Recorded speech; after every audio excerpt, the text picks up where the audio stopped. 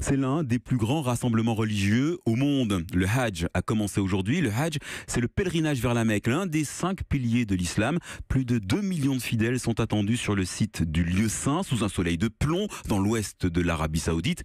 Un défi sécuritaire, logistique, mais un défi relevé avec modernité par les autorités saoudiennes. Rémi Bossaron. Oui, avec un enjeu central, c'est d'éviter les accidents. On se souvient de ce mouvement de panique il y a 2 ans qui avait coûté la vie à plus de 2300 personnes. L'idée pour les organisateurs, c'est donc de gérer ce flux immense avec l'aide des nouvelles technologies. C'est ce qu'ils appellent le Smart Hajj. Ça passe beaucoup par des applications sur smartphone. Elles permettent de trouver son chemin, d'obtenir des soins médicaux d'urgence ou de demander des traductions, puisque 80% des pèlerins ne parlent pas l'arabe. Il y a aussi désormais des bracelets électroniques pour retrouver des proches perdus dans la foule. Et puis, dans un autre style, il y a désormais des petites capsules climatisées dans lesquelles les fidèles peuvent s'allonger, se reposer pendant quelques heures à l'abri de la chaleur écrasante. Tout cela donc pour la sécurité, le confort des visiteurs, et ce n'est pas sans arrière-pensée. Le Hajj, c'est une énorme source de revenus pour le pays, plusieurs dizaines de milliards d'euros chaque année. Et puis, il y a la question de la légitimité. L'Arabie Saoudite se considère comme le gardien des lieux saints de l'islam et elle doit faire face